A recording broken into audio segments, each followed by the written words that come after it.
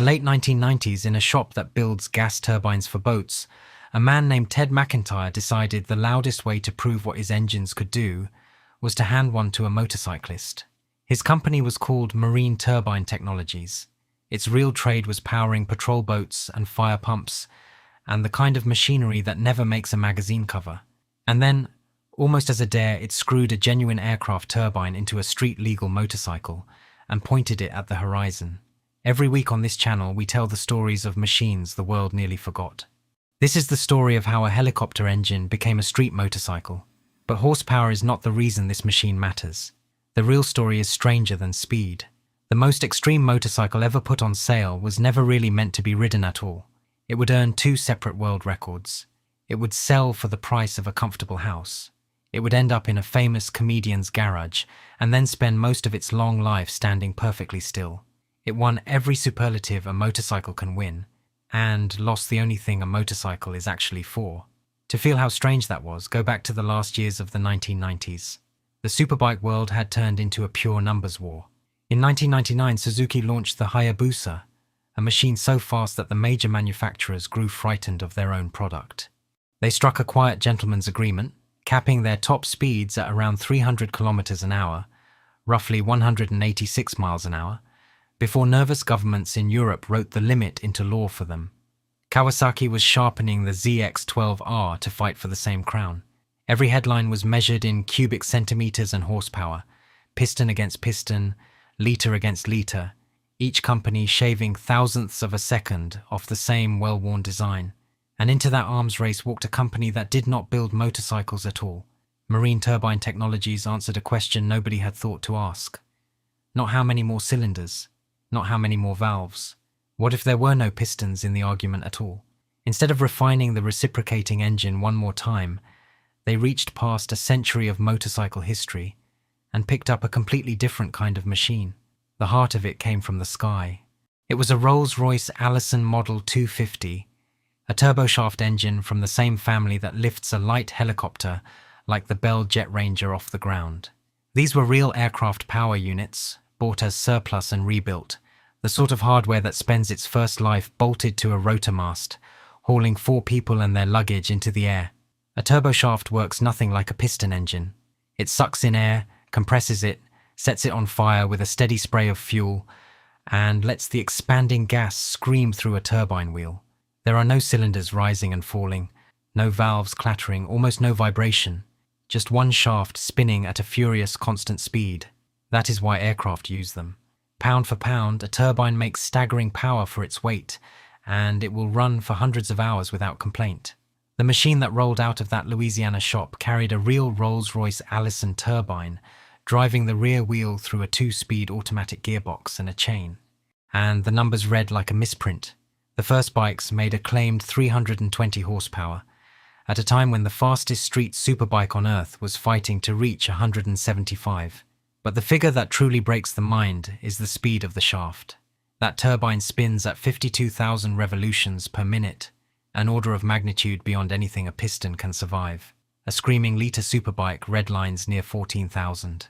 This thing idled in a different universe, and its power had to be geared down through a reduction drive just to be usable at all. Because it was a turbine, it cared little what it drank.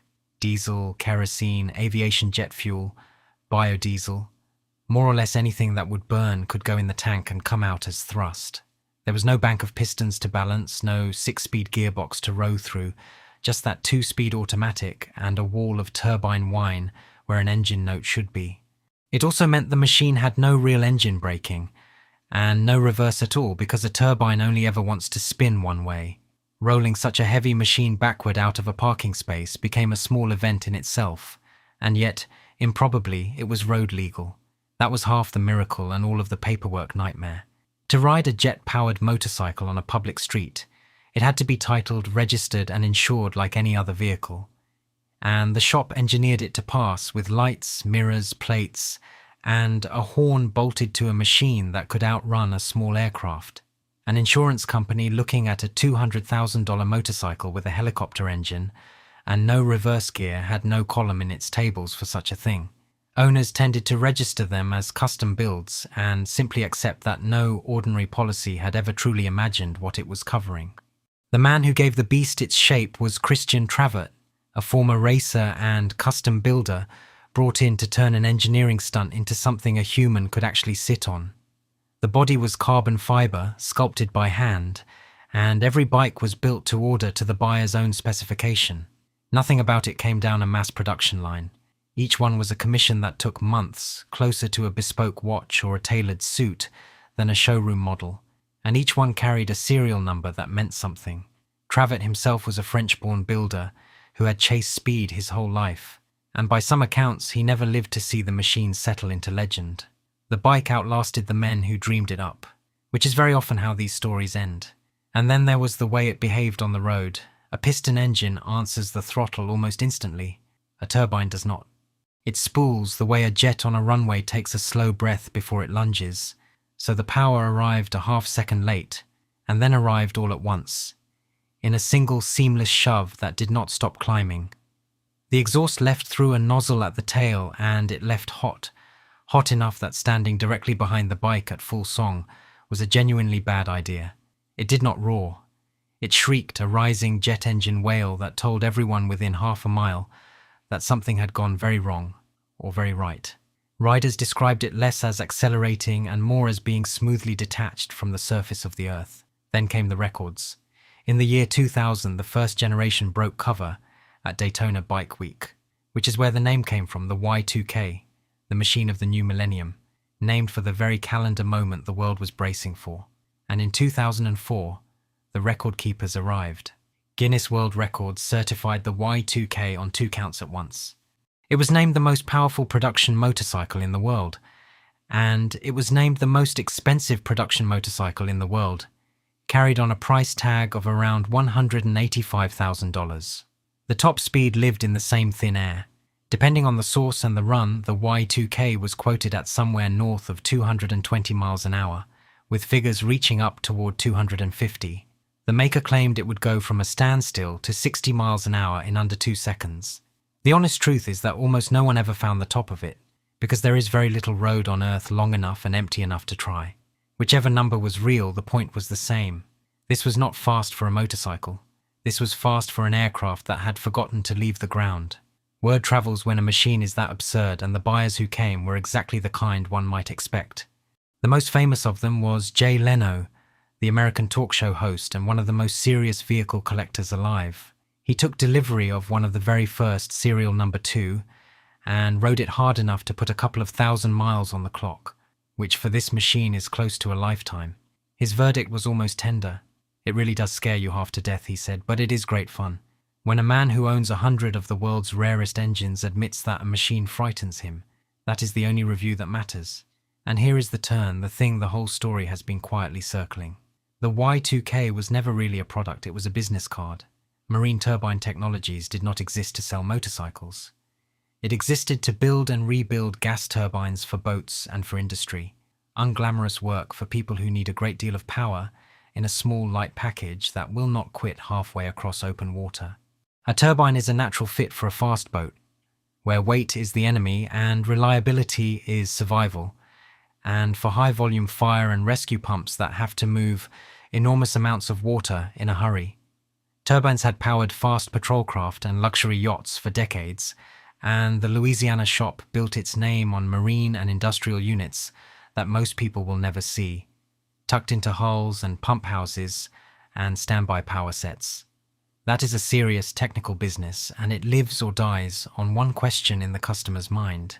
Can this small shop really tame an aircraft engine and make it dependable so that it starts on the 1,000th cold morning and never lets go halfway across open water?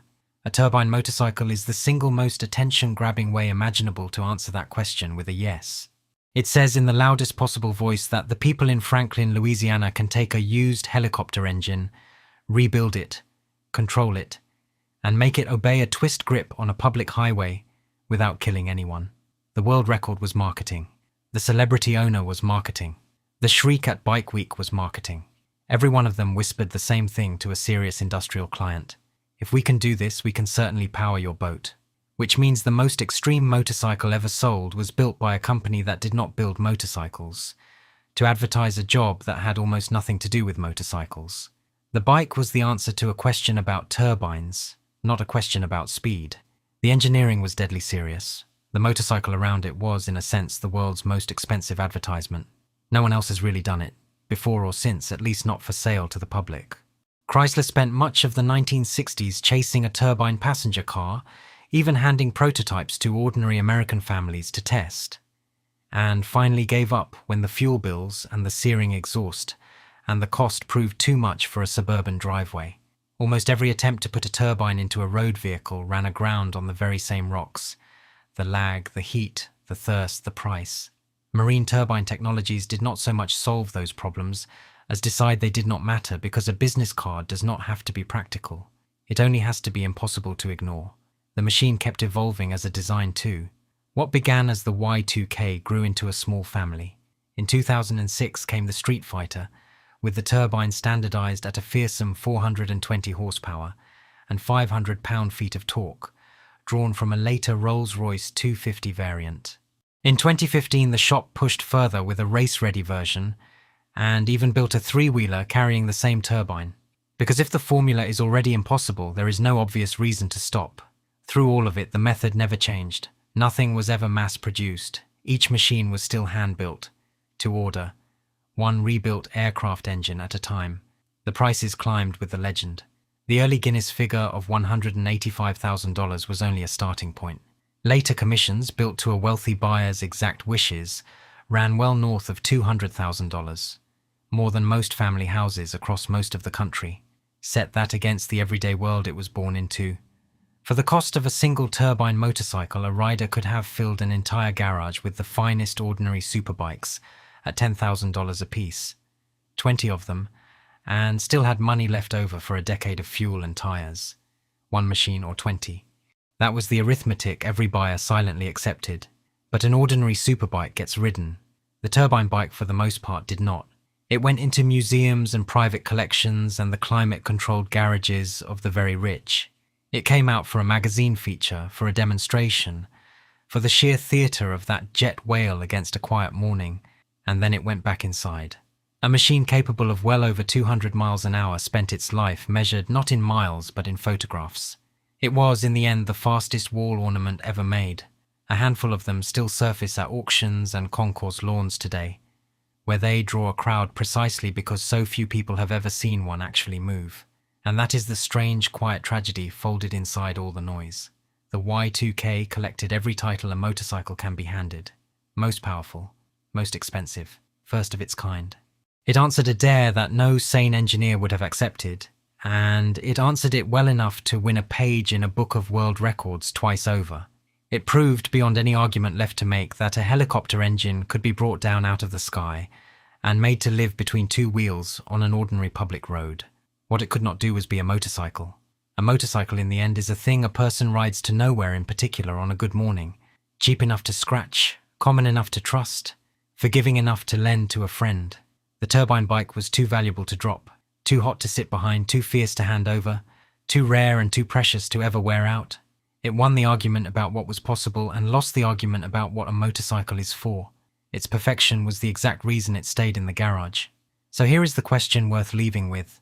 When a machine becomes this extreme, this expensive, this untouchable, is it still a motorcycle at all, or has it quietly become a monument to itself, a trophy that happens to have two wheels? Would you rather own the record or own something you could actually ride on a Sunday and never once be afraid to start? Tell me in the comments where, for you, the line falls between a machine you use and a machine you merely keep. If stories like this one are worth telling, subscribe and hit like, because there are a lot more strange machines waiting in the garage. And think back to that workshop in Louisiana, and the heat bending the air behind the tail, hot enough to blister the paint on a car parked too close.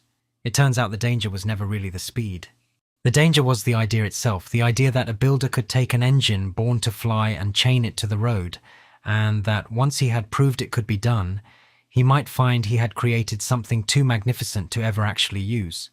The turbine was one way to build a motorcycle around an engine that had no business being there. There was another, quieter answer dreamed up years earlier in the Netherlands, a superbike built around a smooth spinning rotary engine with no ordinary pistons at all. Hand-assembled, ruinously expensive, and bought by almost no one. Until the next machine.